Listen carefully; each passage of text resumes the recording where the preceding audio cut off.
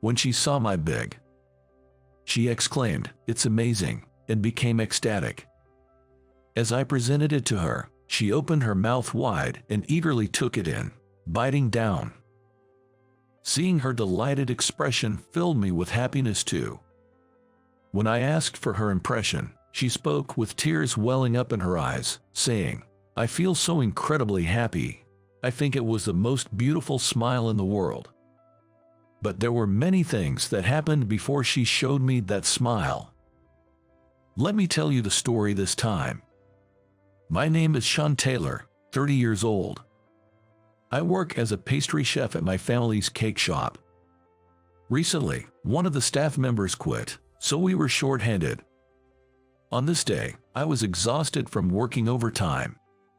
Since I work at my family's shop, I decided to live alone so that I could relax and do things at my own pace after returning home. My apartment is about a 15-minute walk from the family cake shop. While descending the stairs of the pedestrian bridge on my way home that day, I slipped and missed a step. It was probably because I was completely exhausted and feeling dizzy. At first, I felt pain when I collided with something, but I don't remember much after that. It was fortunate that I didn't bump into anyone. When I regained consciousness, I was already being transported to the hospital. "Mr. Taylor, can you hear me?" a nurse said, the line often heard in medical dramas. With a vague consciousness, I turned my gaze towards the voice, and the nurse was just about to touch my clothes. The beautiful nurse who was about to strip me naked had a tightly fitting white uniform that was bursting at the seams. Most men might be particularly weak to well-endowed women, and I was no exception. I found her incredibly attractive. Yes, the nurse standing in front of me was my exact type. I felt like I had seen her face somewhere before, but my consciousness was hazy, and I couldn't recall. Anyway, even though I didn't know the extent of my own injury, I considered myself lucky just to have encountered a beautiful nurse, and I lost consciousness again. And when I woke up next, the treatment was already over, and I was fully conscious. When I was being transported and feeling dazed, I didn't realize it, but I actually knew the beautiful nurse I thought was lucky to meet. "Wilson, Margaret Wilson, right?" I muttered as I saw the nurse who came for a checkup.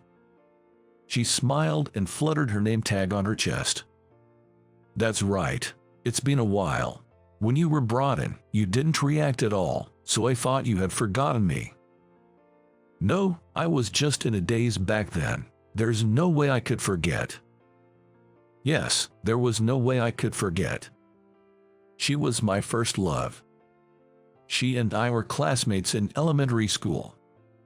She was bright, kind, cute, and even excelled in academics. She was popular in our class. I, on the other hand, was clumsy and couldn't study or excel in sports. She was always there, subtly helping me, the one who was constantly teased by others. She was my first love. Back then, she was taller than me, and I had this childish idea that I would confess my feelings to her when I became taller than her someday.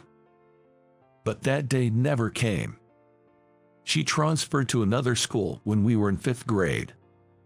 I think she mentioned it was because of her father's job transfer, but it was truly sudden. Of course, I couldn't confess anything, and all I managed to say was, "See you later." To meet my first love again in a situation like this, it was unimaginable. And not only that, I was glad that she remembered me too.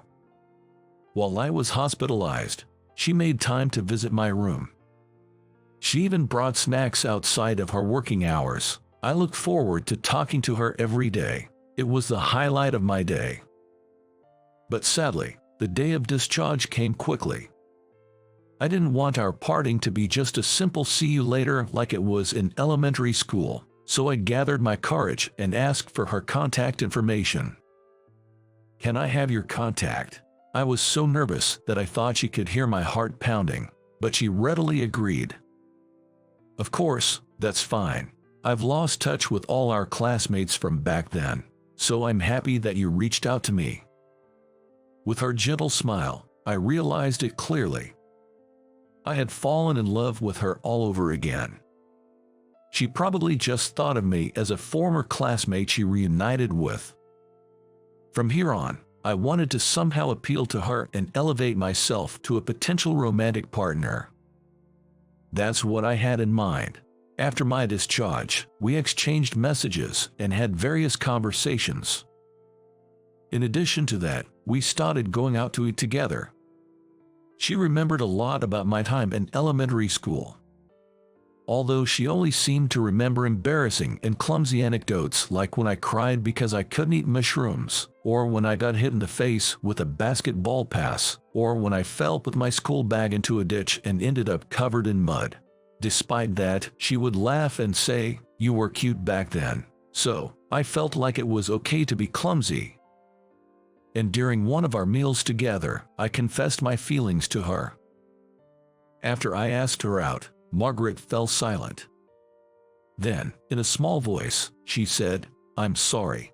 It was disappointing, even though I had tried my luck with the confession." But since she seemed apologetic and had a somber expression, I made an effort to maintain a cheerful expression. "No, don't worry about it. I just wanted to express my feelings. I don't think I can be a match for someone like you, Margaret."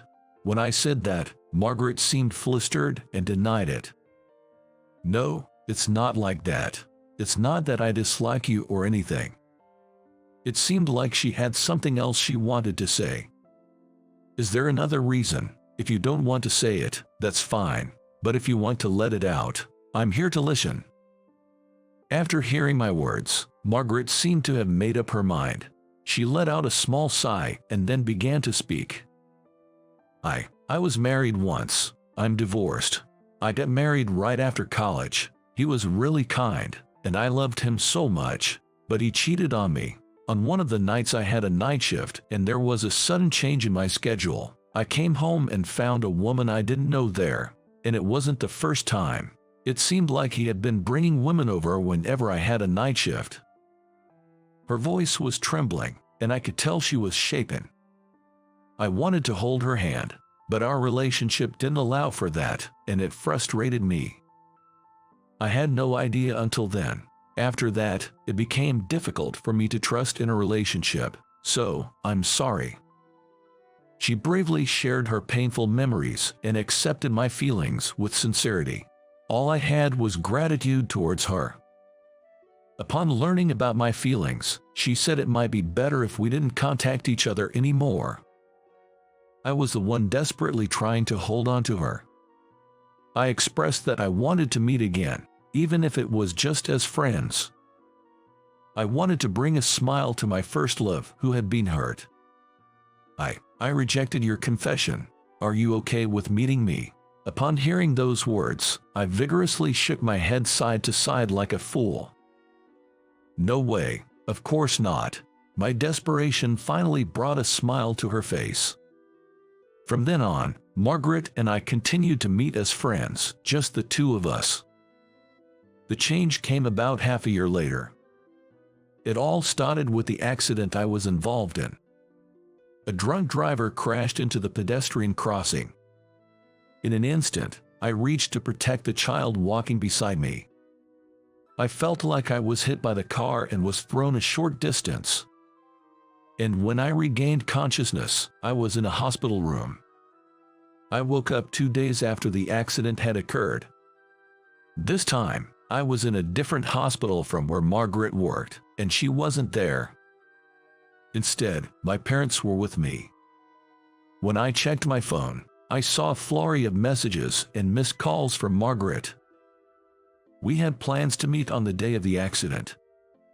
Without any contact and unable to reach me for 2 days, her messages expressed concern about my well-being. I hurriedly called her, but she didn't pick up. She was probably at work. But I didn't want to keep her worrying, so I called the hospital where she worked. And after being able to reach her, she came to my hospital room 2 hours later. My parents had just left. Honestly, since she was working, I thought I wouldn't be able to see her that day, so I was surprised. "Why are you here? What about work?" But she didn't answer my question. Instead, tears began to stream down her face. I panicked and tried to speak to her, but she didn't respond. I even offered her tissues to wipe away her tears, but she didn't take them. She continued crying, not worrying about her face getting soaked with tears. And after she had cried to her heart's content, she started lecturing me endlessly. "Sean, you get injured way too much. How many times do you have to be taken to the hospital to learn your lesson?" It was the first time she scolded me. Well, this time, it was more like helping someone. Help people without getting injured, you idiot. As excited and agitated as she was, sometimes her words didn't make much sense. However, I understood that she genuinely cared about me. During the 2 days when she couldn't reach me, she couldn't sleep, worried at night. So when she received a call from me at her workplace, she immediately left early and rushed to my side. Seeing her eyes being puffy with bags, I couldn't help but feel remorse for causing her concern, even though I was trying to protect a child in the accident. Suddenly disappearing without a word, I didn't feel alive. "Let's stop this kind of thing. This will be the last time, okay?" she insisted, emphasizing her point, and I promised. "Yeah, from now on, I'll be careful. I won't worry you." Upon seeing me again, she muttered, "This is dangerous." I was taken aback and at a loss for words, and that's when she showed me her first smile of the day. "I can't just leave a clumsy person like you alone. I have to keep an eye on you," she said. "So, you mean, as friends?" I asked cautiously. Margaret smiled and said, "As a boyfriend and a girlfriend." I stood frozen for about 3 seconds, then shouted, "Yes," and did a victory pose with a loud voice. It caused some pain in my broken rib, and I had to press the nurse call button, but I didn't care because I was so happy. From then on, Margaret and I continued our relationship smoothly, and a year later, we decided to get married. However, for the first time since we started dating, problems arose between Margaret and me. It happened on the day I came home from work, just a few days before our wedding. We had been living together for 2 months, and Margaret would always greet me when I returned from work. But on that day, Margaret wasn't there to welcome me. Feeling funny, I entered the living room, and what I saw surprised me. Margaret was crying. She had both hands covering her face as she silently wept. "Double, what's wrong?" I approached Margaret anxiously, and she moved her hands away from her face. Her eyes were red from crying. "What were you doing? It's so late." I arrived home after 10 p.m. But I had informed her that I would be late due to work. Didn't I tell you? It's because of work." "Really, lately, it's been happening every day, hasn't it? Is the cake shop that busy at this time of the year? I feel like it's not really work." I didn't understand the meaning behind Margaret's words. There was no reason for me to be late other than work. I didn't have frequent outings with friends or any hobbies. She should have known that. "You're not seeing someone, are you, like another woman?" Margaret said while crying, and tears streamed down her face once again. It was at that moment that I finally realized. Margaret suspected me of cheating. It was true that I had been working overtime frequently for the past month. Was she carrying this anxiety every day? Margaret had experienced a divorce before due to her partner's infidelity. I felt so pathetic, realizing how much I had made Margaret worry during this past month. I tightly held Margaret's hands with my both hands. "I'm sorry, I started working late suddenly, and it made you anxious. Whenever I asked for details about your work, you always deflected the question. I wondered if you couldn't tell me. I believe you wouldn't cheat, but because of my past and the fear of being kept in the dark, I felt anxious." It was true that I had been evasive when Margaret asked about the specifics of my overtime work. I wanted to make Margaret happy, but instead, I ended up hurting her. At this point, there was no other choice but to tell her the truth. Come with me. I took Margaret to the cake shop owned by my family, where I worked. There were numerous cake illustrations and cake samples in the refrigerator. "Is this a wedding cake?" Margaret murmured as she looked at the illustrations. "Yes, I wanted to make our wedding cake myself. I've been thinking about what kind of cake would be good. I wanted to surprise you and make you happy. That's why I couldn't talk much about my overtime work. But it made you anxious, didn't it?" Margaret let out a deep sigh upon hearing my words. Perhaps she had been on edge all this time. "I'm sorry for doubting you. It's all right. They say it's common to feel anxious before getting married.